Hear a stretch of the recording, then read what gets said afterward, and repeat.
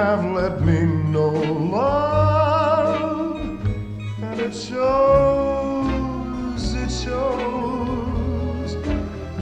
Hello, everybody.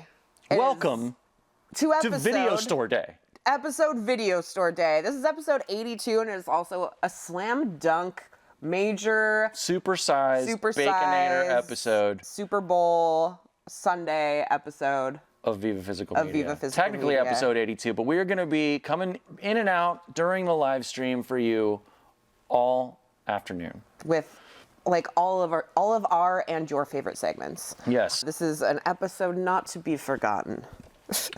In the annals of Viva Physical Media history. So it's Video Store Day, which is one of our favorite holidays around these parts, and I hope you guys have done something to celebrate. Whether that is come into the store, watch a movie you've rented from us, donate some money. Grip, Skrilla, ducats. Become a member. Tell someone about us, or, just say hi, I don't know. Just tell someone. Let us know how you celebrate Video Store Day. It's going to be incredible. We are going to have stuff going on all afternoon. Not just Viva, but you'll also see Emily and I on the live stream. We're going to be doing other stuff. We're going to have prizes and giveaways and all kinds of cool things. Probably hanging with Colin Froth, unfortunately. Yeah, Colin Froth might show up.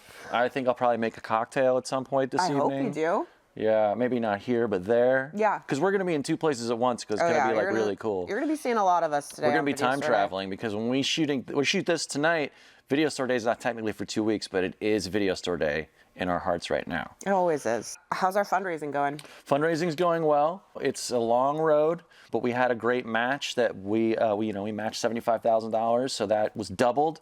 That was cool. Yes, thank you guys. Thank you for helping us get through that very fast, way faster than we expected, frankly. Yeah, so the support from everybody has been incredible, and just keep showing up, keep telling your friends, family, lovers, enemies, people you meet on the street. Dogs, cats. Childhood friends, strangers, internet celebrities. Prisoners. Tell them all. Anyone you may be holding captive in your home. Yeah, tell them especially that there is a place called Scarecrow Video. Your parents, if maybe you're holding them captive in your or their home. Go into an old person's home. Tell them Just about go into Scarecrow. their house.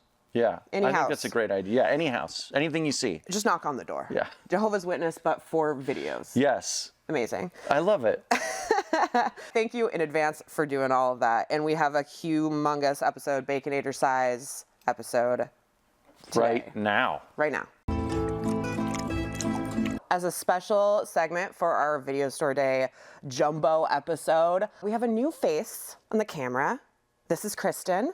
Hello. My friend and friend of the store. Yes. And Kristen, you're here to talk about like a little movie watching fun project you did for yourself over the summer. Yeah, that's right. So you may remember back in June, Matt did a couple of recommendations for a couple of films that are known as Eurocrime or Poliziotteschi. He did one called Good Night and Amen and one called Tony Arzenta. So I watched that episode and I thought to myself, I would like to spend the entire summer watching nothing but 70s Italian crime films. Love and that. Here we are, October, the summer has come and gone, and I have watched a ton of Poliziotteschi films. And Are you over it?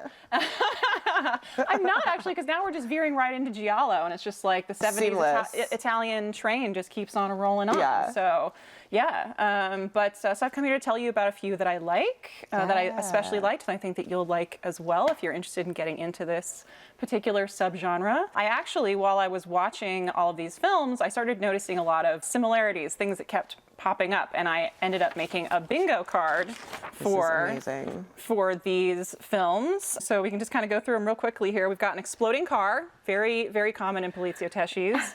We've got J&B whiskey. Now this is an interesting one. J&B whiskey is very common in Italian 70s crime films because it was apparently considered a symbol of virility because it was the preferred whiskey of Frank Sinatra and Dean Martin. And so to Italians, these Italian American men drinking J&B whiskey is like a big deal. So they always had J&B whiskey. And you can always tell because it's got that bright yellow J&B label. I'm going to look for that now for sure. Yes, absolutely.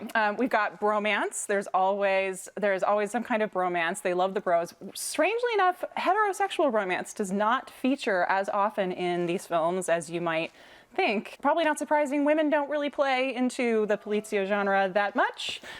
Merry Christmas and a Happy New Year to you. Thanks. Same to you. Merry Christmas.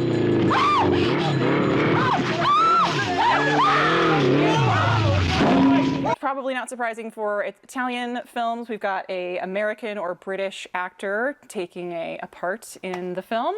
Our free square here in the center is a luxurious mustache. Gotta have it. Which this is the 70s, this is Italy. You're gonna find You gotta have one. no shortage of beautiful Italian mustaches here.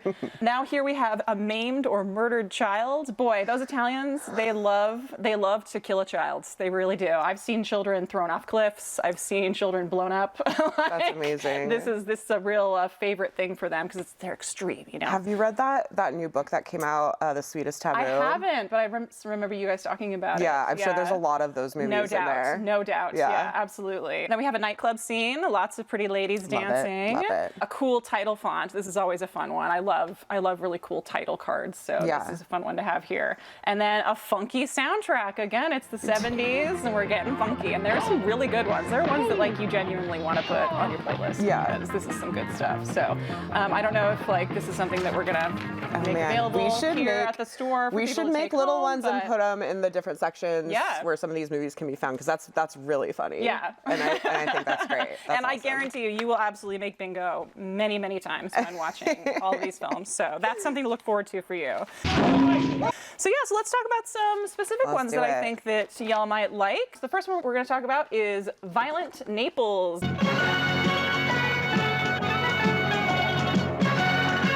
Or Violent Nipples, as I like to call it. Love it. This is by Umberto Lenzi. Umberto Lenzi is a very prolific Italian film director. He's probably best known for his horror films, specifically Cannibal Ferox, which is the sort of quasi-sequel knockoff to Cannibal Holocaust. But he also did a ton of Polizios, and he's really good at it. And this one, Violent Naples, I think is his best. And the reason I chose this one is because I wanted to choose something that if you're curious about this genre and you want to watch just one movie. It's like a gateway. Yeah, it's a gateway. If you want to watch one movie that just gives you a real, just like cross-section of everything that you can come to expect. You'll fill the bingo card. You will fill the bingo card. Like, it's the Polizio genre is all here in one film with Violent Naples. So this stars Maurizio Merli, who you may recognize as our center square luxurious mustache. He stars as Inspector Berti, and the second that he arrives in Naples, he's stepping off the sidewalk, and a car comes in and speeds past and almost hits him. And across the street, the local mafia Don shouts, "You should be more careful. Naples is a dangerous city. If you don't watch your step." So it definitely gives you an idea of the kind of tongue-in-cheek tone for the rest of the film. It's just this great balance of like macho action and like silliness. So it definitely knows what kind of a film it is. It knows what it's doing, and it just goes nuts with it. So the plot follows Berti as he basically gets deeper and deeper into the Naples underground. He starts with like small-time tough guys who like do pickpockets and things like that. You want to learn your trade, kid. Now, why don't you get on the ball? Tricks like this are for beginners. You crud. You make me want to beat your ears in. And then he moves on to like a protection racket where like these gangs of toughs are like smashing up windows and terrorizing businesses to get protection money. And then that leads him eventually to a large-scale drug smuggling operation run by another Italian film darling, John Saxon. He's a businessman who goes to war with the local syndicate boss for control of the drug smuggling operation. So our hero, Maurizio Merli, Inspector Berti, just gets involved in this. So there's clearly no shortage of stuff going on in this film. There's like, it just keeps going. There's just like scene after scene after scene. It just keeps throwing stuff at you, whether that's like a motorcycle chase, a car chase, a fist fight, a gunfight. It just goes and goes and goes. There's so much stuff that I actually had trouble just like picking one or two things to even highlight here because there's just like nonstop. But I did my best. And so there's two scenes that I particularly like. The first one is there's a scene where the mafia boss kills a guy by strapping him down to a bowling lane in a bowling alley and then bowling right into his head. Absolutely wonderful. It's excellent. It's I'm here terrific. for it. And then the other really highlight of the film is it's, as far as I'm aware, the only action sequence that has ever taken place on a funicular train, which is one of those trains that goes up up a hill. Yeah, it's pretty great. And at one point, a woman's head gets shoved out the window of the train as another train is coming and just gets completely creamed. What did I say?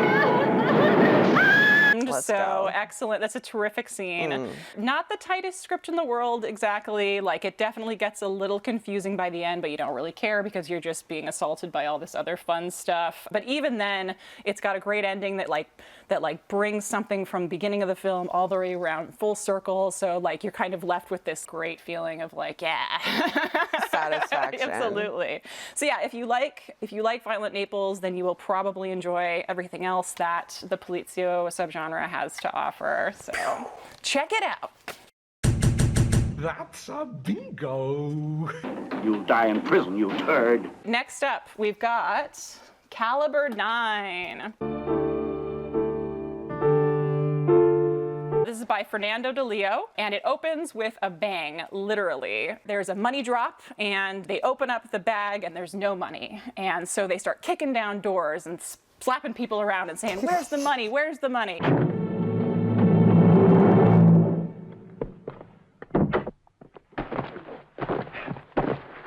Where is it? Huh? And then they take all these people and they gather them up and they put them in a cave and then they stuff the cave with dynamite and then they just blow everybody up. That's how you take care of your problems, man. That's how you do it. Absolutely. Get it done. And this all happens within the first 5 to 7 minutes of the film. So it's just like boom, boom, boom, big boom, and then title card, Caliber 9. This stars Gaston Moschine, and he looks like if Jason Statham was a professional wrestler. He stars as Ugo. You first meet him as he's just getting out of prison, and the first person he meets as he's getting out of prison is Rocco, who's played by Mario Adorf. You see, I found you anyway. Isn't that great? Where you going? Mario Adorf, yeah, he's the man. Mario Adorf looks like the Italian love child of Alfred Molina and Bruce Campbell. You're painting like such man. a wonderful photo in my brain. It's incredible. Like, yeah, Mario Adorf just chews every inch of scenery that there is in this film. It is wonderful to watch him work and do his stuff because he's just so big and fun to watch. Where'd it go? To fly in the air? Not all that, though. Boy, I can just imagine all them dollars sailing in the air. That'd be a real sexy cloud. So anyway, so he plays Rocco. Rocco thinks that Ugo, before he went into prison, stole a bunch of money, the money from the beginning of the film, stole a bunch of money from the mob. And so the mob wants to know where it is. And Ugo's like, I didn't steal your money. But they're like, no, we think you did. So we're just going to harass you constantly until you tell us where the money is. Don't be mad, Ugo, but we gotta freak the place up. It's really a crime. I know. You ain't so dumb as to hide them 300 grand around here. So that's kind of the first part of the movie is basically Ugo will go to a location, Rocco will show up, start just like busting up the place and like punching him and like beating him up and then like insulting him, and then Ugo will go to another location and then Rocco will come and do that over again. So, and then again, it's just really fun to watch Mario Adorf just be a huge asshole. It's really great. Oh, too late to help you. You don't get a chance to be alone for a stinking second. Understand, Ugo? You're not going to be able to piss unless one of us pulls a chain. So on the one side, you got the mob. They want to know where the money is. On the other side, you got the cops. They want Ugo to be an informant against the mob. So he's kind of torn between these two things. And then, meanwhile, there's a mysterious figure that's following Ugo around and just sort of causing general mischief. So there's a lot going on. This is a classic gangster wants to go straight, but the gang won't let him. He has a girlfriend played by genre film darling Barbara Boucher. She has an amazing apartment, and this apartment is so amazing that the movie actually takes the time to do like a full pan all the way across the entire apartment just so you can drink it in. It's all black. Like 70s Italian interior design. Oh yeah, is you'll just get like so there's much. nothing like it. I almost put it on the bingo card because you really get a lot of incredible, sometimes questionable Italian interior design. Weird vases and phones and sculptures. Oh yeah, and so this one in particular is all black and white and silver with wall-to-wall white shag carpet. It's Amazing. It's so great. This film has just everything that if you love gangster films, just really good gangster movies, this is gonna satisfy you. It's got everything. It really kind of gave me like Carlito's Way vibes a little bit, if you're into that, which you should be, because that movie's great, but like with a little bit of that Italian genre sauce on top of it. And it's just got a great climax where all the plot threads that it's been building all come together at the end in this really great ending. One other interesting thing about this film is it has these scenes where the cops will just sort of pop in periodically, because unlike a lot of Poliziotteschi, the police actually don't play a particularly big role in the film, but they will come in every now and then, and they kind of almost act like a Greek chorus in the film, because there's two cops, and one of them is full-on fascist. He's like, criminals are born that way, and we need to be able to torture criminals in order to get information, and the death penalty should be, used as a deterrent for crime. Right, you punks are so abused. They want to close San Vittore because the convicts aren't happy there. They don't like the climate. They need more space. Next thing to come is what's happened in Mexico. We'll let in some chicks to provide them with tail. Because some goddamn psychologist or sociologist says it's good for their health. And then his partner is a communist, and he's basically like, we should be giving people housing and food, and if we did that, then they wouldn't commit crime, and we should be going against the rich people who are causing all of the problems. Our old concepts are just as outdated as our prisons, by and large, and that doesn't seem to help any. Society makes its criminals suffer, and after that, it ignores them. So in this film, there are just these like little scenes that they just pop in every now and then, where the cops just start arguing fascism versus communism. And what's interesting about this is that these films, these Poliziotteschi films, were basically born out of this era in Italy called the Years of Lead, which were this really like violent time where political extremist factions, like fascists on one side and communists on the other, were just waging war in the streets of Italy. They were kidnappings and assassinations and bombings and gun battles and everything, and just this general sense of lawlessness. So these Poliziotteschi films sort of were born out of that environment, and yet the films themselves don't necessarily talk about the actual like explicit political underpinnings of this era. It's much more sort of vague, just in terms of like just like cops and taking down crime and all that sort of thing. But so that's why it's kind of interesting with in Caliber 9, these scenes where you actually get like very explicit they like talk about fascism versus communism type stuff. So that's an interesting bit with this. So yeah, Caliber 9 is just a great, solid gangster film. A lot of fun. Everyone looks real sweaty on the back. Yeah, it's a sweaty one. Cool. That's a bingo. Gotta know. Time to do. All right, so last up, we've got, this is my personal favorite. This is The Big Racket by Enzo G. Castellari. This film is like an ultra-violent crypto-fascist episode of Scooby-Doo. Say no more. We're in. Yet another great opening scene. Basically, a gang of mafia hoods are busting up a local business, and there's this wonderful slow-motion shot of a guy throwing a real Molotov cocktail at a van, and it just absolutely blooming into beautiful yellow flame, all in slow motion. It's terrific. Awesome. So this stars Fabio Testi as Nico. He's a cop, and he's trying to take down this protection racket. You setting fire to this place by any chance? Just this group of hoods that are pushing all these small businesses around and asking for protection money. Either you pay $75 a week, or else you might just lose your peepers like her. But you know what? He just keeps getting stymied by red tape and bureaucracy and all the work that I've done up to now isn't worth a tin nickel. Well, Palmieri, that happens when the police begin to use the same methods as criminals. I can't condone the irresponsibility of your bending the law. And, the lawyers come in and they talk about things like civil rights and like evidence, like dumb shit like that. And so like these criminals are just walking the streets, because of these stupid things like civil rights. And so Nico, he just goes too far in his policing and he's off the case. He gets thrown off the case. But he decides he's going to keep going after it anyway. He doesn't care. Doesn't mean anything. He doesn't care. So he starts to use unorthodox methods. There's about 13,000 quotes around unorthodox. And the film really says the quiet part loud here. I think that's one of the things that's really fun about this movie. Nico literally at one point says, I know my methods are, let's say, somewhat illegal, but if the results are right, don't they justify the means? I support him. Like, absolutely no shame here about what this is, what's happening, what's going on. So the film is basically just kind of a series of episodes where Nico is just trying to like take down this racket. Each episode, you kind of meet a new person who's been victimized by the mob. So like one guy, his daughter was raped. Another guy, his wife was killed. Another guy used to be part of the mob, but they turned on him and beat him up, and now he's in like a metal body brace and all this. And so the whole film is, in a way, it's almost like a slow motion putting a team together film. Would you like to shoot at something a little more dangerous?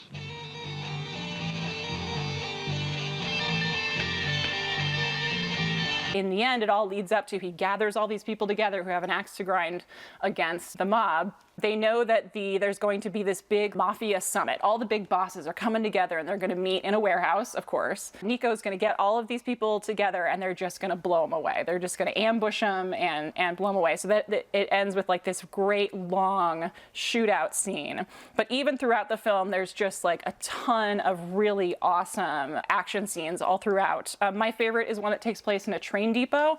So they're having, Nico and some other cops are having a shootout with the other gangsters, with some other gangsters, and like way off on the train platform there's just like a bystander, and he's got a rifle slung over his shoulder because he's just come back from a skeet shooting competition. And he like hears the gunshots and he starts running towards them, and he kind of sees what's happening and he just takes the rifle and he just starts blasting people, like no context, has no idea what's going on. He just starts blasting people away. Loves to shoot. And that's just one of the really many terrific action scenes in here. It's all shot really well. There's a lot of really interesting camera work and angles. Like I was saying before, it knows how to really strategically use slow motion for a maximum effect. Probably the best example of that is there's a great scene where Nico's car is being rolled down a hill, and with Fabiotesti, the actor, inside the car, and he's being rolled down the hill, and it's all shot in slow motion, and so you see all the glass flying and his hair's whipping around, and it's a really incredible shot. Honestly, this film is so goofy, but in the best possible way. Yeah. Tons of great action. I think what really sells the goofiness is the dub. I like to watch the English dubs of these films, and for whatever reason, every other Poliziotteschi film I've ever watched, they have no problem swearing. They will swear like crazy because, you know, they're shooting people. Yeah. It's adult themes, so why don't you use adult words? But for whatever reason, in The Big Racket, in the dub, they don't swear. They don't use swear words. So they just like, darn it. They use euphemisms for things. And so anytime they want to say shit, they say diddly. But if they cooperate with us, they'll be up Diddly Creek.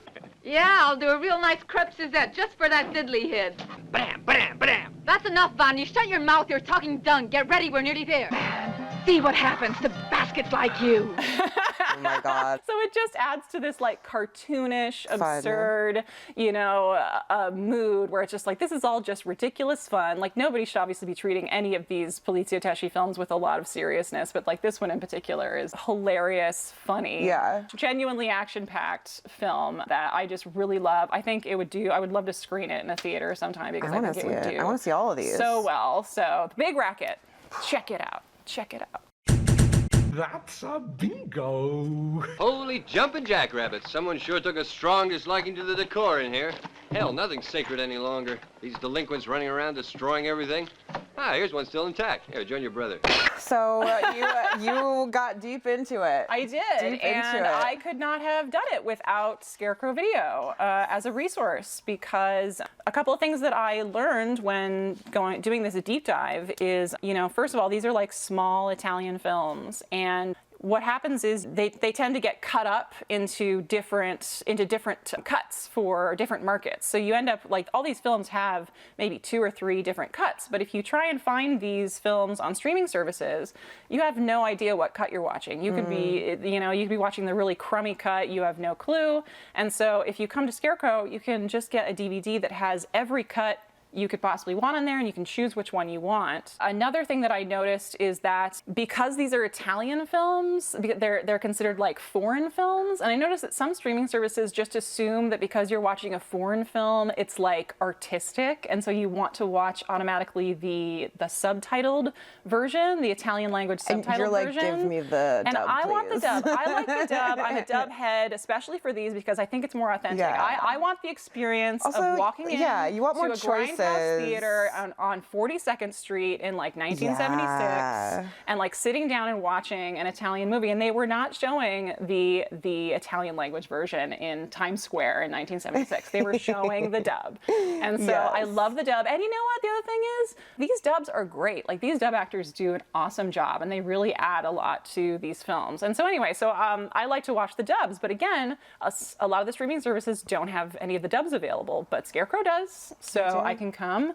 and you really get kind of a bang for your buck when you rent something from Scarecrow, because you're getting like multiple films in one rental, which you would never get on a streaming service. You're getting every especially with these like cut. Arrow releases, Absolutely, like Vinegar Syndrome and stuff like that with all the extras. Definitely. Yeah. And so you're getting lots of good making of stuff, of course, and special features, which you of course don't get with streaming and all that. So yeah, there are tons of films and other films that I didn't talk about that are just fully flat out not available on streaming, because again, these like small niche films just aren't considered important to streaming services, or they're just filler content and you get really bad transfers and things like that, you know? So, but here at Scarecrow, like they're treated with respect, with the same kind of respect as any other film, because it's all art and it all deserves the same respect. So awesome. So thank you, Scarecrow, for that. Well, thanks for coming on and talking me. about your journey. Yes. We should get some copies of that bingo card. We definitely, so you guys need to come to the store and check out the Polizio bingo. Yeah. And yeah, happy Video Store Day. Yeah, you as well. And to you.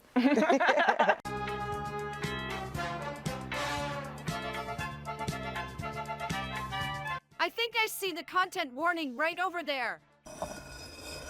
The following segment contains frank discussion of adult themes. Viewer discretion is advised.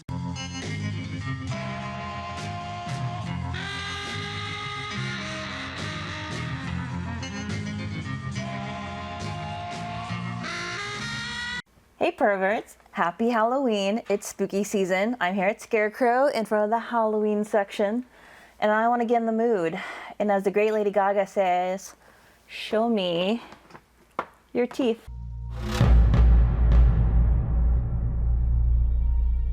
It's 2007, directed by Mitchell Lynchstein.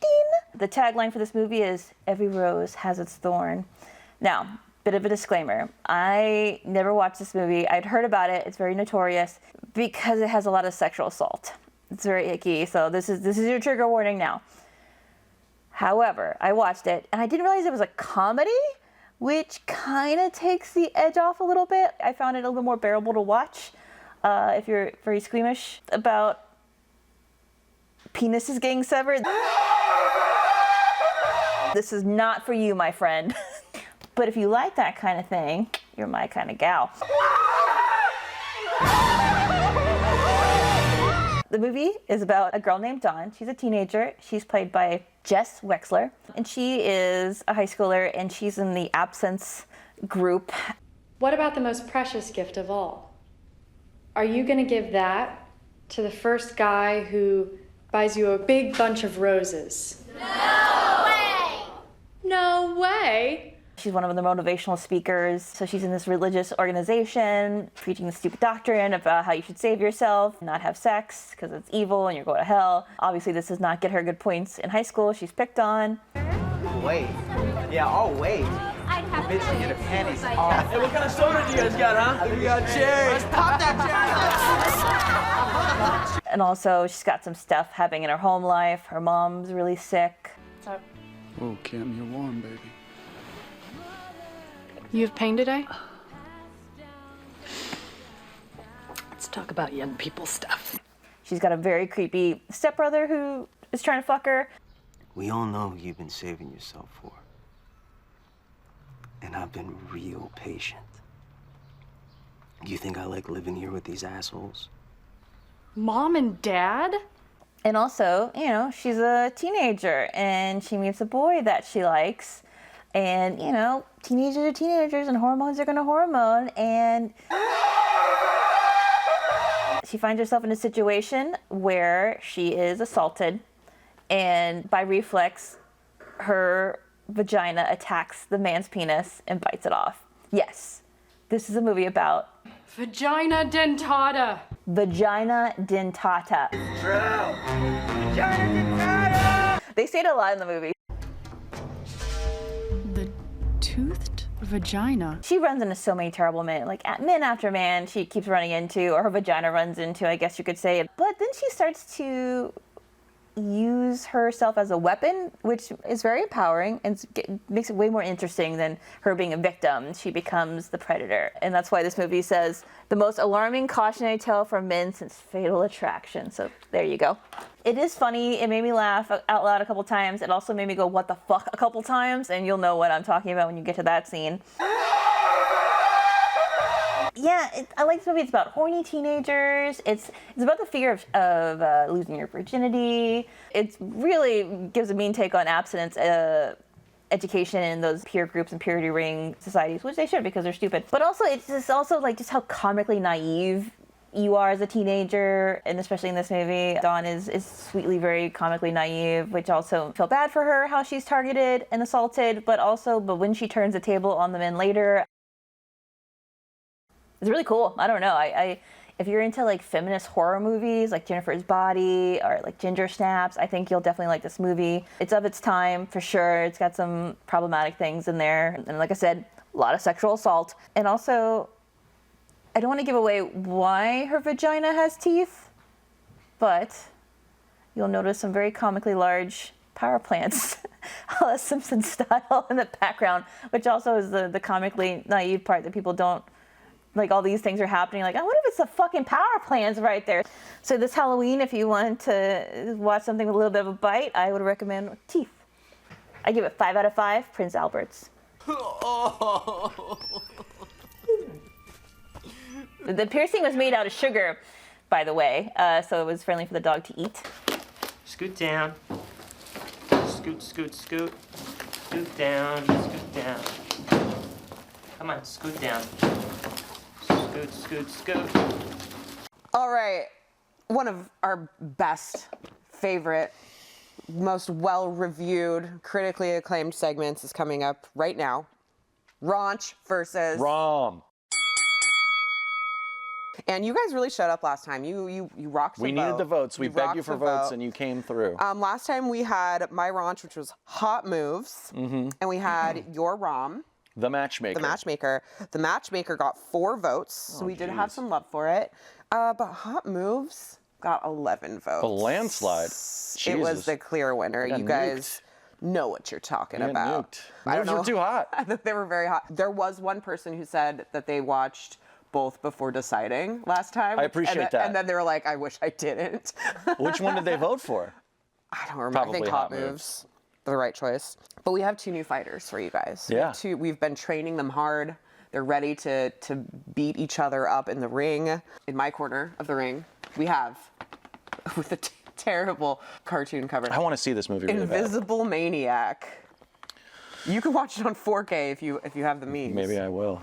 I chose, and I think that our audience enjoys it when I watch these legendary movies that everyone knows that I have never seen before. And so to that end, I chose the legendary Seattle-based 10 Things I Hate About You. Yes. Which indeed I had never seen. Yes. All right. So you guys know the drill. Or do you? We have 2 minutes. 2 minutos. I almost said 10 minutes. That would be We absolute do not torture. have 10 minutes. Never, never. We each get 2 minutes on the clock, and we kind of let you know about the movie and why it's great, why it's bad, or just what it is. And then at the end, we give you our closing argument, our closing statement. Then it's up to you, the viewer, to decide who the champion is, if it is the Raunch or if it is the Rom. Rom. Sorry, that was my cue. And you vote in the comments below. And you guys really showed up to vote last time, so continue Keep that up. That's We need why your we're Video here. Store Day votes. We need the interaction here. I just wanted to point out that I did 10 Things I Hate About You Yeah. versus Rom. A little added bit of intrigue here. We just realized, coming to us hot, that Kevin, if you remember, R.I.P. Kevin, who is actually here, sitting in the corner. He's here in our hearts. Here in our hearts always. I'm right here.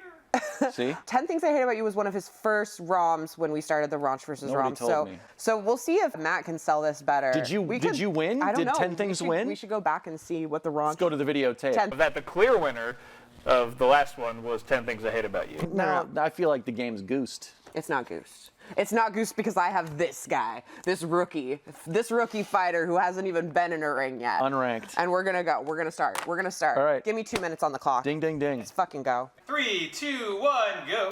All right, I'm doing Invisible Maniac, made in 1990 by the director Adam Riflan or something. I can't read my handwriting. He directed Detroit Rock City, though. So this is a weirdly good quality movie, but the acting is really, really bad. The dialogue is like really terrible, but it's a high school setting where this man who is a physics teacher escaped from a mental institute and somehow became a physics teacher at this high school. And he is secretly working on a potion to make him invisible because ever since he was young, he really wanted to spy on naked girls.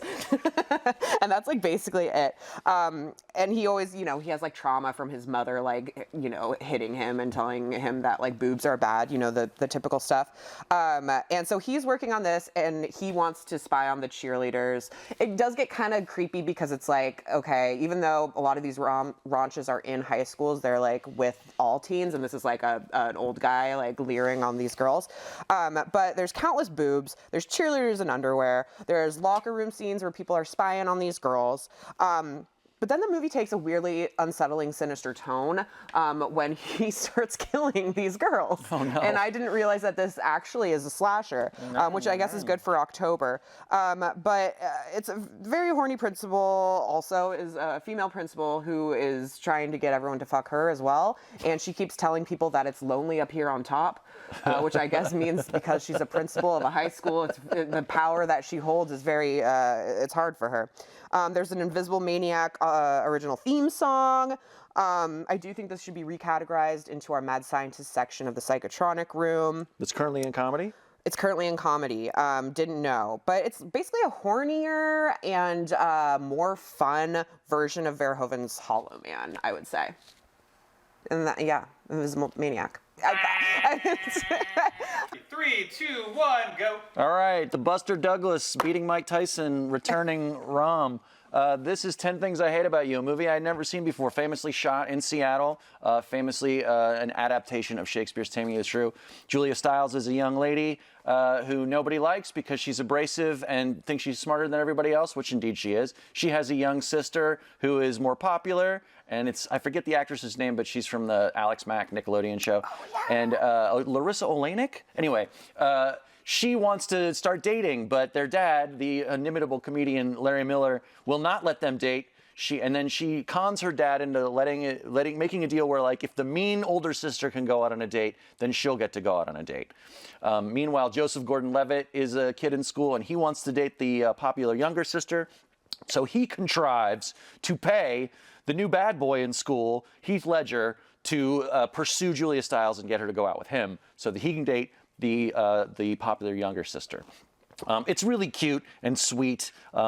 Joseph Gordon-Levitt is such a baby. Julia Stiles, I miss Julia Stiles as a screen presence.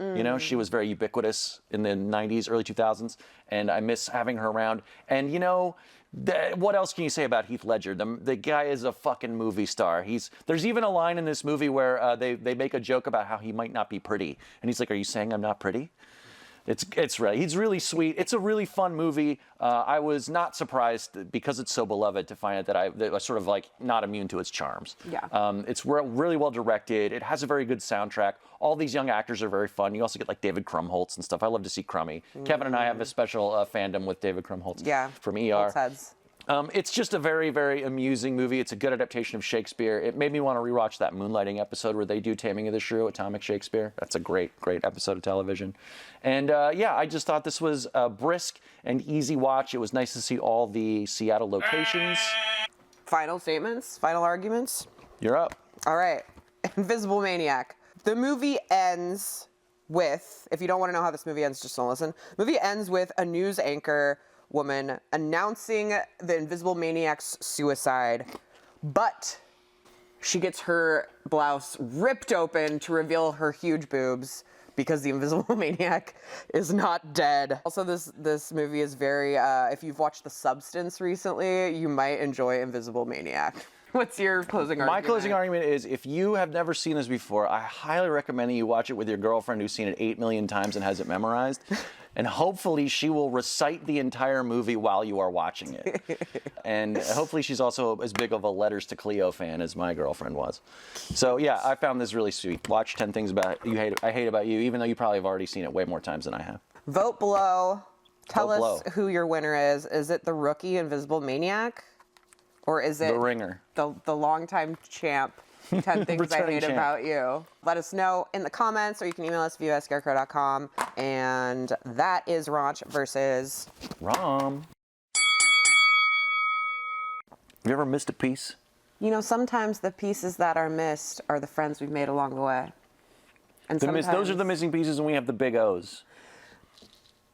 What do you mean? The missing piece meets the big O. It's a famous Shel Silverstein. Jesus Christ. I mean, I know, like, the homework machine and where the sidewalk ends. This is one of those. Homework machine, oh, homework machine, the most famous invention I ever did see. I actually had to remember, like, memorize that poem and recite it in like a speech tournament when I was like in 2nd grade.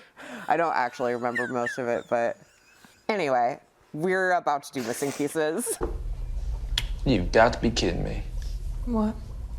We're missing pieces here. Look at this poor cat. It's about to go snorkeling and everything, too. Missing Pieces, inspired by our good friend Brian Sauer. Yes, on the show, Pure Cinema Podcast, Missing Pieces is basically stuff we've missed by directors we love. Yeah. And let's just get right into it, shall we? Yeah, you're up. Well, I would grab the box out of this, but we're not quite sure where it went. So I am doing Tobe Hooper's. Tobe Hooper was an American filmmaker renowned for his contributions to the horror genre, particularly for his groundbreaking work on the Texas Chainsaw Massacre. This film, made on a shoestring budget, became one of the most influential horror films of all time. Hooper's ability to generate intense fear through minimal gore, relying instead on a gritty, documentary-like style, helped redefine the genre. The film's raw aesthetic, relentless pace, and iconic villain, Leatherface, created a nightmarish vision of rural horror that has left a lasting impact on the slasher genre. Eggshells. This movie is Tobe Hooper's first movie. Came out in 1969. And it is categorized online as a horror movie, and I wouldn't quite call it that. It is about a group of young hippies in Austin just hanging out in this house that they have all decided to live. It's like a little commune house in the woods. And they're just like chilling. There's a great scene where this guy and a gal who are engaged to be married are naked in the bathtub, and they're just like smoking a joint and talking about communism. I'm just saying that in my father's terms, he terms communism as being bad, right? Yeah, well, Okay. that's all he knows, is everything that's bad is communism. Okay. And talking about like their upcoming wedding and if, you know, their dad's gonna come or like who's gonna show up and like what are weddings anyways, and like society, we live in a society, etc. It's just all these disaffected kids just hanging out. There's a really cool scene, this party scene, where they set up the camera to face down a hallway. I was doing some research on the movie, and it's a very similar shot in Texas Chainsaw Massacre when you're looking down the hallway and the stairway is on the right-hand side, and it's like the door to the basement that Leatherface like slams.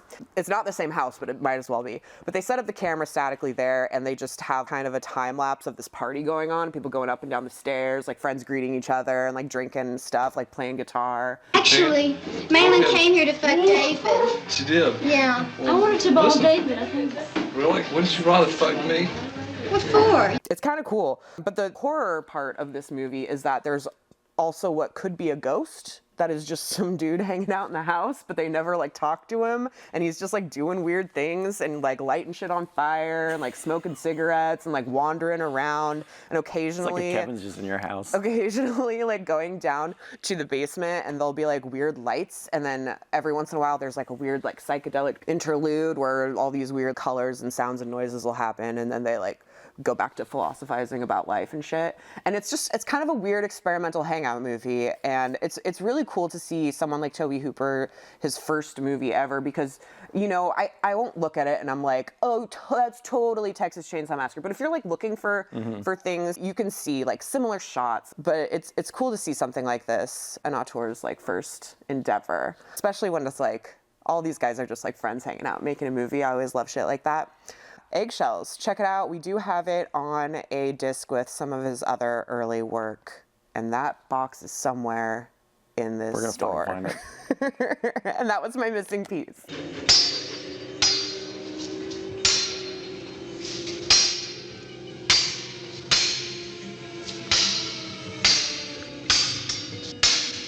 Well, I came up with I found this randomly and then realized it fit into missing pieces. Okay. Love it. And it's by the director Roger Donaldson. Roger Donaldson is known for his versatility, being able to shift between genres like thrillers, action films, dramas, and sci-fi with ease. His films are often marked by their tight pacing and ability to create tension, whether in a historical setting or a modern action thriller.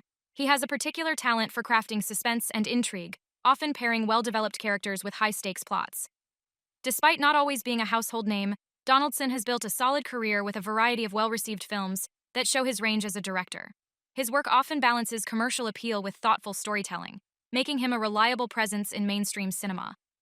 Who I would not say is a director that I love, but a director who I've seen pretty much everything else he's made. Yeah. And he's made some not great stuff. He's also made some really good stuff. Like I really love No Way Out. He made Dante's Peak, which I just rewatched. He also made like Species. Okay. Lots of fun stuff. White Sands is one that I really enjoy. Anyway, this is earlier in his career, and it's pretty much a drama called Marie, a true story. And this stars Sissy Spacek, and she is a woman, with a young child and a shitty, abusive husband, and she finally has had enough with her crappy husband who, is the kind of get us beers while we're watching the game, honey, and yells at her and stuff. He's a real piece of shit. And she's like, For me and for my 3 children, I had to change my life, to leave Dave forever and begin again. I went back to Tennessee. She takes the kid and bails on him and, goes back to school, gets a better education, and eventually gets a job working in the state government. Mr. Trajani, how would you like to be extradition officer for the state of Tennessee? And this is based on a true story, by the way. And she ends up working in the prison system, basically in the sort of administration of the carceral system in the state. She goes to work with a very nice man played by Jeff Daniels, who's like her immediate boss. Love him. Very young Jeff Daniels. This has a pretty good cast. Say what? It turns out, and this is kind of where I thought the movie took an interesting turn, the parole system is totally corrupt, but not in the way that we would think of. It's like people who are bribing officials to get parole. Now, Jimmy got himself mixed up in drugs, but he's a first-time offender and he's straightened right out. And we want a hearing scheduled right quick because that boy's daddy was a big contributor. Oh, come on, Marie. I mean, just because his daddy contributed doesn't make him any less deserving now, does it? I was expecting it to be about people who should be getting paroled being cruelly denied but it's yeah. But no, it's about people who absolutely should stay in jail, getting favors, paying bribes and stuff to get out. Is this a drama biopic about a woman whistleblower? Because I love those. She's technically not the whistleblower, but she is the one who finds out about it and brings it. And I love it. The other weird part is that the big courtroom scene where normally it would be oh, she's getting all the bad guys to, admit to their crimes or they're going to catch them. No, they find out that she figured out their conspiracy and they fire her unfairly, so she sues to get her job back. Okay. You remember what I told you about good cause? Now, these are your own records, and they kill you. And God only knows what they've got. There's only one way to win a lawsuit like this, and that's to put them on trial. Now, you're going to have to prove that you weren't fired because you didn't do your job. You were fired because you did. And then through that hearing, the evidence of the conspiracy comes out, and that's what leads to the people actually getting indicted and put in jail. And it is all allegedly true. Morgan Freeman plays one of the conspirators, which I thought was pretty fun. He's very young. I would not say that this movie is particularly special, but it had some interesting twists on this kind of story. I'm used to Silkwood. This is not that kind of thing. Sissy Spacek is, of course, very, very good in it. It's kind of one of those roles that she's perfectly cast for, which is this, this woman who is just completely indomitable, who cannot be reasoned with. She is going to do the right thing no matter what. And it's always fun to see her do that role. It's pretty simple and well directed. I found it straightforward, unspectacular, but very nourishing. Cool. Good movie. Marie, a true story. Check it out. Hi, gang. Home. Hello, sweetie. Hello, you dirty little kid. My first movie, not my first. But Welcome you know what I back, though. I hope you're enjoying the live stream today. Oh, yeah. I forgot that we're breaking this up, and Yeah. this is going to be on Video Store Day, our gigantic episode with all... If you're just joining us. All the best segments that we provide for you today on Video Store Day. Welcome back. Thanks for watching. Thanks for supporting Scarecrow. We love you. Donate. There's going to be links at the bottom of the screen. Definitely donate to Scarecrow Video. So this is the framework of the episode, which is where we just talk about a couple of movies that we recommend. Yeah, why not? Just stuff we've watched recently or not so recently, whatever. But the thing is, you can get them here at Scarecrow. And the first movie I'm going to talk about is Passion Fish by John Sayles. And Matt, you're a big Sayles guy. You're a big Sayles head. An incredible filmmaker. One of the greatest American filmmakers of all time. Kevin's a big salesman over there. Huge salesman. I'm sure, Rich, you're probably a big sales guy.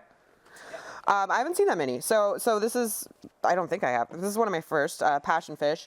Great movie. Just like a solid, I don't want to say melodrama, just like a good emotional movie about two women connecting who wouldn't otherwise connect, but have so much more in common. Mary McDonnell plays a soap opera star. She's very high maintenance. She's kind of snobby. She's very surface level, kind of egotistic, and she wakes up in the hospital. She turns on the TV, she sees herself on the screen, which is pretty funny, and she's watching it. And then she tries to get up, and we realize that she's actually paralyzed now. And whatever accident happened paralyzed her. So she moves back to her family's like abandoned old Louisiana home in the middle of nowhere, Louisiana, next to a lake. She hires like a bunch of 24/7 like care nurses, and everyone she hires can't deal with her. What brings you down to Louisiana?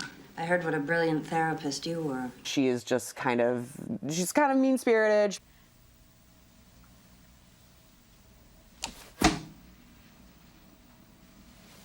She's super depressed because she's used to being like in the limelight, and all she does is drink and watch her soap operas now, and she can't really move around. And I can relate. Some of these nurses kind of take advantage of her and like drink all her liquor and hang out and not really take care of her, so it's not really all her fault either.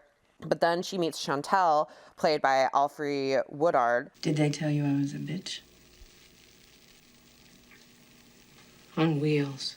Who is amazing in this role. And they form a connection and eventually a friendship. And Alfre Woodard's character, Chantel, has overcome or is in the process of overcoming a drug addiction, and she's kind of gotten into this nursing program in order to clean herself up. Basically, this movie is just them discovering, learning about each other, kind of like fighting a lot in the beginning. Chantel, get back here!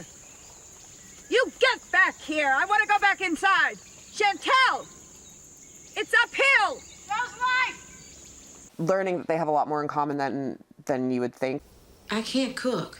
Sure you can. Is there some rule all black people gotta know how to cook? Darling, down here there's a rule that everybody got to know how to cook.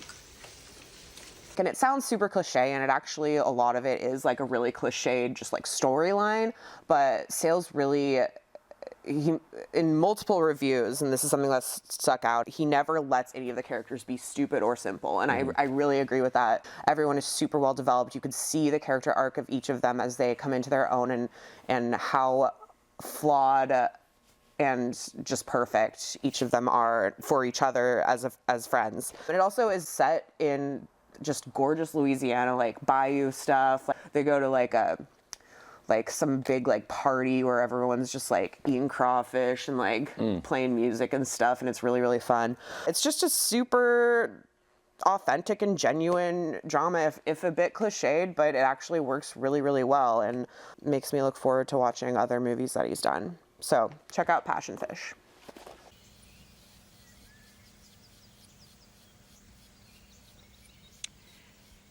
I didn't ask for the anal probe.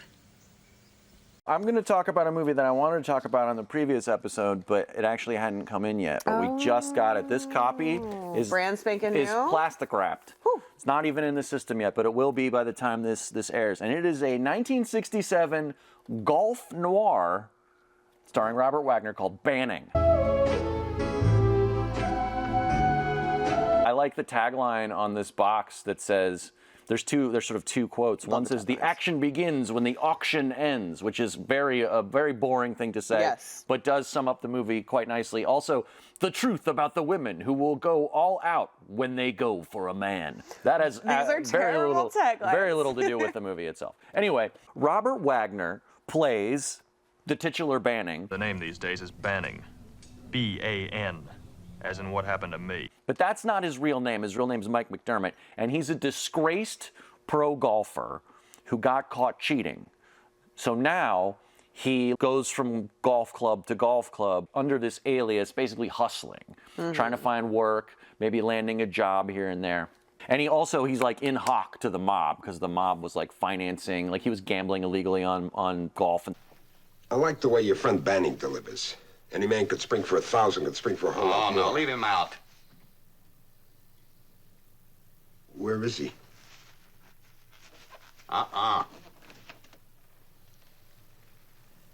One more time. So he winds up at this new country club, and he kind of knows a guy who's higher up there, like dude owes him a favor. So he weasels his way in and gets a job as like a golf pro. I get the job, or I make waves. Meanwhile, there's another guy who wants the job that he gets, and he's all bent out of shape about it. His dad was the guy who was going to line him up with the job, and his dad is played by Gene Hackman, relatively pretty young, and also Gene Hackman playing like a sad sack drunken loser. I could understand if you had gone to them and they overruled you, but you didn't open your mouth. You haven't made one statement that isn't absolutely justified. Well, now, do you deny promising me that if they gave you an assistant pro, I'd be it? So bonus points for I love when Gene Hackman's drunk. I know when he's usually playing like such stern, boisterous, yeah. like very very aggressive guys, and this time he's just playing a dude who's like at the end of his rope and is sad and miserable about it. And there's also a couple of women at the club. There's Jill St. John from like Diamonds Are Forever, and she wants to hook up with RJ, with Robert Wagner. You don't mind going to a lot of trouble, do you, Miss Park? I didn't seem to be getting anywhere, Mr. Banning. I just had to put more men on the job. Well, get in. They'll take your car to my place. Having your own private police force isn't as chic as having your own private army. That's the price we pay for living in a democracy. Forget the other actress's name. Hold on, let me see this real quick. Oh yeah, Antoinette Connor. I didn't even know you knew my name, let alone my weaknesses. The CIA of the El Presidente country club employees. And your weaknesses, Mr. Banning, are fairly obvious. Whose aren't? Now, don't be clinical. The club doesn't employ you as a psychoanalyst. So there's dueling women and dueling golf pros, and the whole thing comes to a head when Banning, he's running scams on a couple of the other folks at the club. Some of them know who he really is, and some of them don't. He's got to pay off the mob, and so he contrives to have this special kind of golf tournament called a Calcutta. This club put a lock on Calcutta's back in '61. Yeah? I heard there's a law against adultery, too. Maybe that's why it's so unpopular. And at a Calcutta, what you do is there's two-man teams, and people bid like an auction, and that money that they bid on the teams all gets rolled up into the prize pot, and then that prize money is split amongst like the top 2 or 3 teams that win. Is that how we're gonna save the store? Maybe, but it's generally frowned upon. Oh, okay. So at the end of the movie, there's a golf tournament, and he's literally playing for his life. There's also a really good fight scene where he has to fight James Ferrantino. This movie's so weird. It's a little bit sedate, like it's not the most exciting thing I've ever seen, but the idea of some kind of a noirish mystery thriller kind of taking place on a golf course was too tempting for me to pass up, and I wasn't disappointed. It's kind of like a Western, where like the anti-hero gunfighter comes into town and pits everybody against each other. Yeah. But golf. It sounds like an ultimate dad movie. It's kind of an ultimate dad movie, but like other golf movies are like Tin Cup, where it's like it's funny because it's handsome Kevin Costner, and this is like he's a lout, like he's just scumbag. Yeah. The romance parts of it are real yucky, but it was ultimately very satisfying, and it has a really weird theme song by Quincy Jones. So yeah, I mean, this movie was like unseeable. I don't think it's ever been put out on home video. We had not had this. It just got put out by a company called Imprint on Blu-ray. We didn't have it even on tape or anything. I was very, very glad to finally get a look at it. It's a fucking weird movie. But if you are remotely interested in what I'm telling you, you have to see Banning.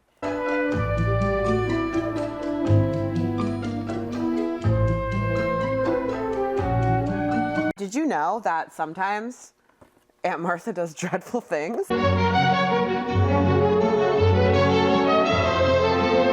That is the title of the movie I will be talking about. A movie that is drastically different from Passion Fish in that it's just a really low budget, campy ass movie set in Florida. So this movie, directed by Thomas Casey and written by Thomas Casey, who is pretty much a one-hit wonder. He did also write for a movie called Flesh Feast about Nazis in Florida who try to revive Hitler's body. Do you mind if you lift your head a moment, please?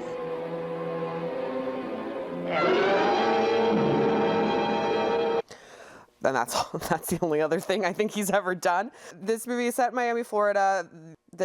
What we think is probably a couple, a young man and his slightly older lover, uncle, we're not sure. Both. They just came from Baltimore. So you know John Waters has to love this movie.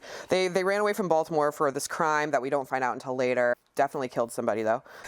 And they are hiding out in a suburb of Miami, Florida, and in order to just kind of oomph the disguise, the older guy dresses up as a woman and calls himself Aunt Martha.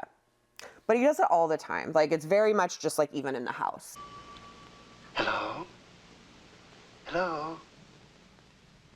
Stanley? I read this is one of the first movies that kind of presented drag as performance and not necessarily like, it is funny when we see it, but then it becomes just normal. So it's like not as a punchline or anything like that. Stanley, who's the younger guy, is just like a pot smoking like youth. He's supposed to be like 19 or 20 or something like that. And he doesn't really fucking care about getting caught or whatever. He just wants to like bang all the neighborhood girls. But Aunt Martha is like, you have to just like stay in this house. You have to cut your hair. You know what you need? You need a broomstick up your ass. Also, I think we're in love. We sleep in the same bed, so we're not quite sure. It's very queer coded. You know, 1 minute you want to kill me, the next minute you want to ball with me. Let's ball, Aunt Martha. Come on, Aunt Martha, let's ball. Eventually, Aunt Martha can't stop Stanley from making out with all the neighborhood girls. So instead of stopping Stanley, he begins to murder every woman that Stanley hooks up with. And it becomes a pretty hilarious, campy slasher, which goes back and forth between killing these girls and then them getting into really stupid domestic squabbles around the house. God damn it! Don't stand there with the door open. You'll spoil everything in the box. Crabby. This movie is super fun. It is just like a low-budget psychodrama, exploitation movie. And, I mean, it's something that I've always, like, seen I think this might be fairly new, but I've always seen, like, the title and wondered what it was, and it definitely didn't disappoint if you're looking for something kind of lighthearted and funny to watch, and if you're like a fan of like, you know, John Waters and early splatter movies of Herschel Gordon Lewis. Yeah, Herschel Gordon Lewis and stuff like that, then you should definitely check this one out. And it looks like Egg put out this great Blu-ray, so don't miss it. Sometimes Did you see Aunt the Martha sequel? Does dreadful things. Is there a sequel? Yeah, it's called Always Aunt Martha Does Dreadful Things. Very funny. I thought it was pretty good. Come on, pussycat. Hi, Video Store Day. I'm not Emily. I'm Kevin. Remember me? I'm not a ghost, actually, although... you prove it. Maybe I am. Anyway, I just dropped by to share a pic that I had. Is that okay? No, it's okay with me. All right, so if it's okay with Matt, it's okay with the world. Thanks for tuning into Video Store Day. Keep giving us lots of money. Yeah, Keep them dollars rolling in. That's the whole point. And if you're watching this on just the YouTube page weeks or months later, keep giving us fucking money. All right. So my pick is a movie I'd seen a bunch of times, and I just rewatched it randomly after Emily was in LA, and we went to see a screening of Omnicord at the New Beverly. And for whatever reason, it inspired me to rewatch Miyazaki's Porco Rosso. this isn't any, doesn't take place necessarily anywhere specific, but it is sort of like a fascist government that's starting to take over, and he's anti-fascist. Thanks for the offer, but I'd rather be a pig than a fascist. And Amarcord is essentially about, in the background, well, in the foreground sometimes, of like fascism taking over in this small Italian town. So I think for some reason I thought, like, I gotta watch Porco Rosso again. This was never one of my favorites, and maybe it's because I'm old now, but man, this movie is fucking great. Porco Rosso is maybe one of the best Miyazaki characters. You're right. It's not gonna be like the easy sell, like, Spirited Away or Princess Mononoke or something, because it's about this guy who has become a pig because of his pig-headedness, essentially. I care how great your mechanic is over there. You get back home, you hear me? I don't want to yell at you, Marco. But if you keep acting so pig-headed, you're gonna end up dead. And I can't bear to go to another pilot's funeral. Come home, will you? Sorry, baby. Gotta fly. You jerk! And he's a jerk to everybody who ever cared about him. There's a romance that is very Casablanca-esque. I don't know, it's like, I was watching going like, this is like Miyazaki's Casablanca, too. So, again, it's like very old man-y, and it's not like, here's an adventure of this young woman going to do things, or whatever his other movies are about. But it's an awesome movie with tons of cool plane action and all these sky pirates, and it feels very much Howard Hawksy. It's like, I would say it's like, the other comparison I would make is like Only Angels Have Wings. It's definitely one of my very favorite movies. It's definitely like Miyazaki in that vein. I wasn't expecting to like love it, but I blew me away, and I think I honestly don't know why. It was always one I'd liked. It was okay, I don't hate any of his movies, but for some reason, Porco Rosso blew me away this time. Miyazaki's movies have a tendency to always hit different every single time you watch them.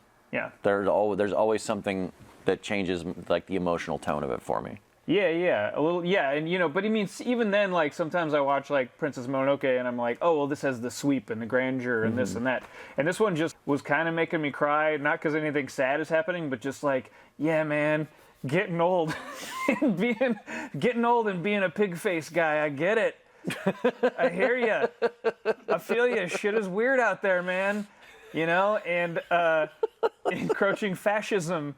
Fuck, feeling it. Yeah, you're right on the money here. Airplane race duels, I get you.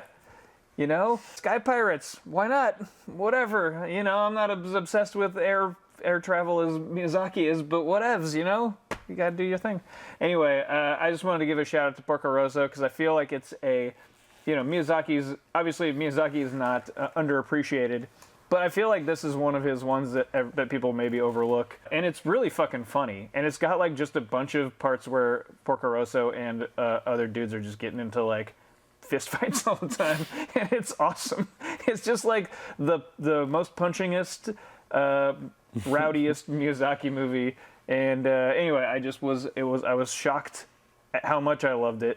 And yeah, so everybody who hasn't seen it yet, give Porco Rosso a try. If you have seen it before and you went like, meh, it's not one of the big ones, fucking give it another try.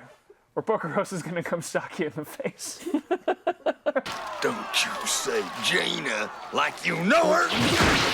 I'm gonna do this movie that it's not from an underknown director like you. It's like it's like Miyazaki. Everybody knows so I'm doing a John Woo movie, but it's an early one, and I think that even action heads have probably skipped this one because it's relatively early in his career. It's called Heroes Shed No Tears.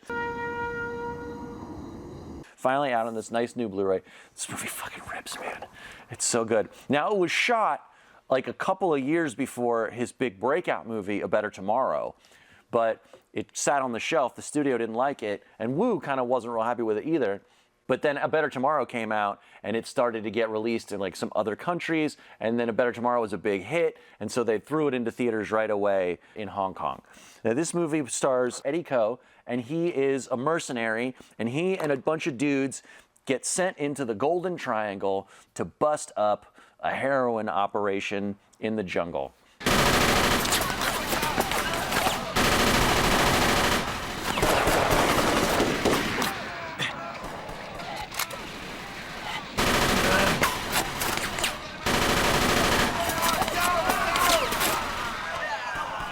That's pretty much the whole setup. Yeah. And the rest of the movie is like a non-stop litany of gunplay and violence and explosions and shooting and squibs and body parts getting blown off and people eating chunks of meat from other people's butts. What? You didn't! It's just a ridiculous action extravaganza. Please, somebody! Somebody help me, please!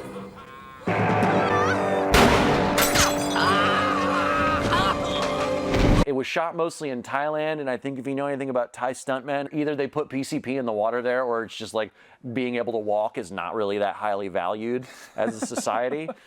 So like the stunts in this are absolutely bonkers. There's a part very late in this movie where a bomb goes off next to a live human being, and I swear to God it's entirely real. You can see the shockwaves rippling in the dirt, and the guy is like ducking for dear life because the thing is going off like right over here. Yeah. It's absolutely bonkers insane. There's nothing but like bloodshed and killing and stuff getting set on fire. There's a part where a guy gets his eyeballs stitched open. An eye for an eye. That's my philosophy.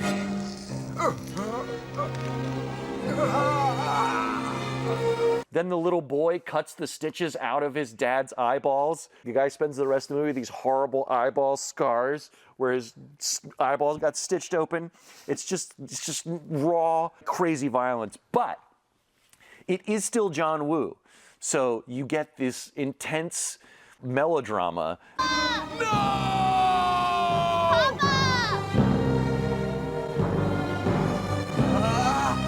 That seems absurd to a lot of Western audiences. And also, yes, this is before Better Tomorrow, but you can see the seedlings of the grace that he would exhibit in his later action scenes. This doesn't have a ton of that. It's mostly just elaborate and crazy. But you can see the beginning of him formulating this style. I think that there are probably action heads out there who have not seen this, and it will nuke you. It is just a total face melter. If you are looking to have your face melted off, this is the movie to do it for you. Heroes Shed No Tears. Make sure you watch this new Blu-ray. There's lots of other copies out there, but they don't look as good, and there's some of them are chopped up. Film Movement put out this beautiful edition of it. It's amazing. You have to see this movie.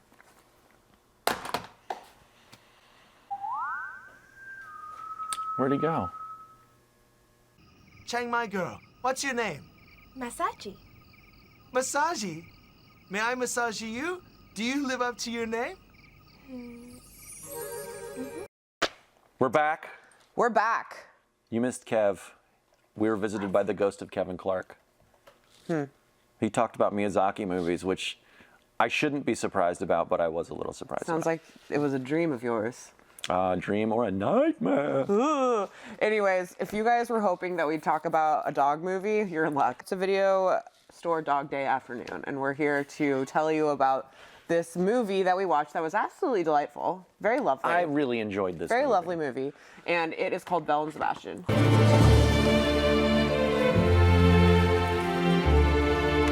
So I didn't know really the history of Belle and Sebastian, but there are many iterations. You know, the history I knew of Belle and Sebastian was that they were an indie group I listened to in my early 20s. And I can tell you that I probably could not identify a song by Belle and Sebastian because I don't listen to music. They were named after this story that was originally a 1965 television series. It was a French TV show, and it aired in England, and then somebody wrote a novel based on the show, and this is based on the novel. The story seemed to take people by storm. Yes, but then there's also a long-running Japanese cartoon of the story that goes in all kinds of different directions, and that was my first encounter with this story because they aired it on Nickelodeon when I was a kid. And then there's a couple of sequels to this, and I think there's maybe one other movie version or something. But anyway, this it's a sweet story. was a sweet story. And what's it about? So it takes place in 1943 in the gorgeous French countryside. The Pyrenees Mountains. Yeah, and so you bet your ass the dog is He's a Pyrenees mountain dog. Pyrenees, yeah. We're introduced to an old man and a boy. Cesar is the old man, and he's like his grandpa, uncle, I don't know. They're all he's like village related. Maybe not his grandfather, but he takes care of the kid. Says he's his grandfather, and he's a father figure to him, and we don't know where the kid's mom is. They told the kid that the kid's mom went to America, which is just on the other side of the mountain. That's not true. The kid just loves hanging out in the countryside, but Cesar, and every time I say Cesar, I think about Kroll Show. So all his friends are trying to figure out why their sheep keep dying, and they attribute it to the beast. La bête. La bête. I don't know, they're trying to hunt it? They're hunting it, yeah. Malheureusement, ce gars-là, il aimait pas les chiens. Mais qu'est-ce qu'il a fait? Mais on sait pas. Il y en a qui disent qu'il lui tapait dessus. Alors il s'est enfui, il est devenu sauvage. C'est sûr. C'est sûr que c'est lui. And the beast turns out to be just a very dirty dog. Dirty, shaggy, big dog. And the dog develops a friendship with Sebastian when they come across each other. He trusts him. They just like hang out, run around. The kid has such like genuine belly laughs with the dog. Like you could tell like the kid actor was literally having the time of his life with that dog.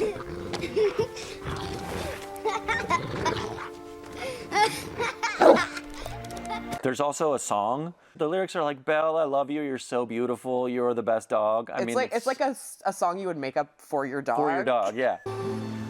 Je t'aimais. Souviens-toi du temps. Which is like what happened. It's spectacular. So and then he gives the dog a bath. Yeah. They go into the river or whatever, and the dog's spout is like beautiful white, like fluffy. And he's like, you know what? Ah bah non, t'es pas beau, t'es belle. Si je t'appelais comme ça. Very, very sweet. But meanwhile, German soldiers, I hate these always guys. coming in to fuck up the party, are occupying this little village. And this village also is a safe, secret passageway. It's like a way station on a sort of underground railroad where they're smuggling Jewish families into Switzerland. Yes. And everyone in this village is like in on it and knows. So they're like, oh shit, like the German people including are here. Angelina? And she is Cesar's niece, I think. They all live together as family. It's basically like his older sister, Sebastian's older sister figure. And she works at the bakery, and this German soldier comes in and is like, À partir de cette semaine et tous les lundis, il va falloir nous fournir 30 kilos de pain. Ordre du quartier général. 30 kilos pour une petite boulangerie comme la nôtre. And we're not going to pay you. Thank you for your service to this country or whatever. She's like, I have to do it. Also, that's rude. But also, I want to start helping people across. The people who aren't Nazis. Yeah. But the main German soldier is like kind of is in love with her. And this was tricky because I was like, he sucks. He's going to fuck everything up. I mean, spoiler alert, we'll get there. But in the end, he actually was like a good. He kind of does the right thing at the end. Yeah. But still, fuck him. But still, yeah. Everyone's trying to hunt Belle. But they're especially trying to hunt Belle when Belle attacks a German soldier.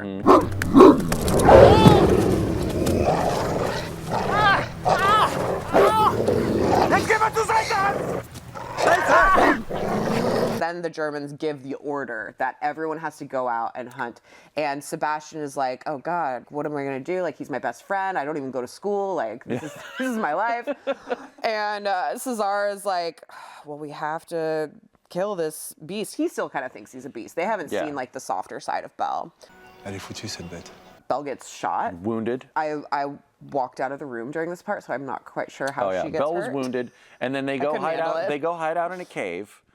Yeah. And then Sebastian goes and gets the town doctor, who's kind of the highest up in the local sort of resistance operation. Yeah, he like goes up to him and he's like, what would you do? Someone had a fever. How would you stop it? Right. And the doctor's like, are you sick? And he's like, no. And he's like, well, I'd do this and this and this. And he's like, what if it was not a human? And then he's like, what are you talking about? Dire César qu'elle est toujours vivante. Elle est où? Si tu parles d'elle, je dirai à tout le monde que tu emmènes des gens dans la montagne. He makes the kid give Belle the shot because Belle only trusts the little kid, which was very cute. Eventually, the German soldiers are getting closer, and there's a family that they need to smuggle into the mountains, and so it's Christmas, I think. And it's Christmas, and so everybody takes like a trek over the mountains into Switzerland because they know that the German soldiers aren't going to be on patrol on Christmas. Yes. So they think. Wenn Sie Juden über die Grenze schleusen wollten, dann würden Sie das tun.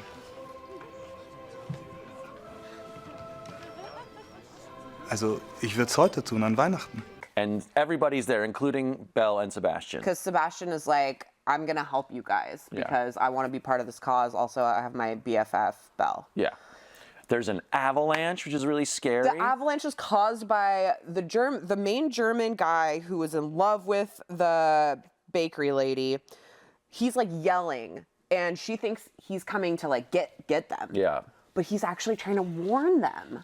But he causes an avalanche with his yelling, and he gets buried. Luckily, Belle can sense who is trying to do good and who's trying to do bad. Yeah, I mean, if I was the dog, I wouldn't have dug his ass out. As most dogs can. So she digs him out, and she kind of proves to everyone that she's not a beast. Right. You know?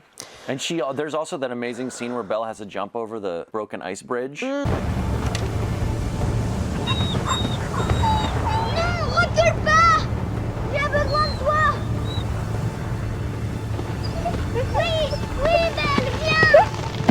Well, eventually they do get away from the Germans because of the sort of heroic actions of the one soldier. Yeah. And the family gets through to Switzerland. They get over the mountain, and Angelina is like, I'm actually just going to keep going to Switzerland. I feel like there's a lot of good I can do there. Are you okay to go back? And he's like, yeah. So we see a shot of Belle and Sebastian walking away because he knows the way back. In the snow.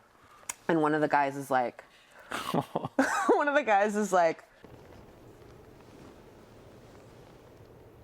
Il va rentrer tout seul, le petit? He's not alone. Because he's not alone. And then I start crying. Yeah, same.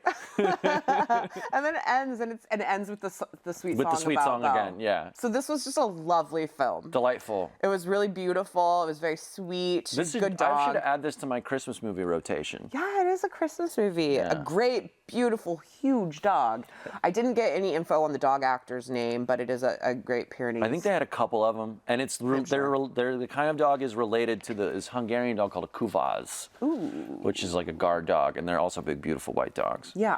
This movie also has 2 sequels. I'm sure they're probably not as good, but I'm probably gonna watch them.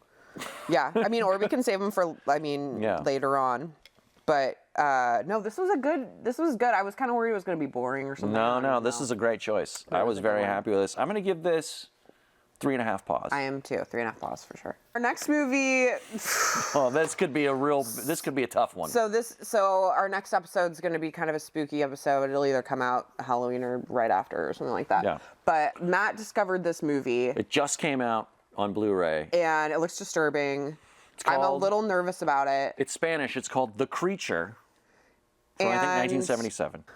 From Eloy de Iglesia, the defiantly transgressive and ever controversial director, comes the most daring and unsettling film of his entire career. After heartbreaking miscarriage, a couple adopts a stray male dog in hopes of saving their rocky marriage, but as the wife develops an obsessive bond with her new companion, it will trigger jealousies and rivalries that may lead to the most inconceivable act of all. I really hope she doesn't have sex with the dog. This is a remarkable gem about extreme love. I read a couple reviews because I was like, if this is just straight up about bestiality, I don't want to watch it. Oh, I do. And it's like symbolism for like the political climate of Spain or something. Yeah. And a couple people did mention the dog performance is really good. So I'll do it, Matt. Reluctant, a measured... I mean, it might be horrifying in a way that Halloween movies are not typically, but we'll find out. I don't relish the thought of us having a serious disagreement about a dog movie, but I think if you feel one way about it and I feel really strongly in the other direction, that could be really interesting. That could be fun. Yeah. Also, what was like Love on a Leash? Was that one? Oh God, that was terrible. Did you watch that? God, I don't know. The ghost of me watched that, yeah. I watched it before I was a ghost. Who said that? But we've dabbled in this like strange like woman falls in love with dog territory before, but I just hope it steers in clear. I'm sure it'll be very tasteful. Moody and broody. Let's just hope it's just moody and broody. So that'll be next time. The Creature. If you get your hands on this and want to watch it with us, please help.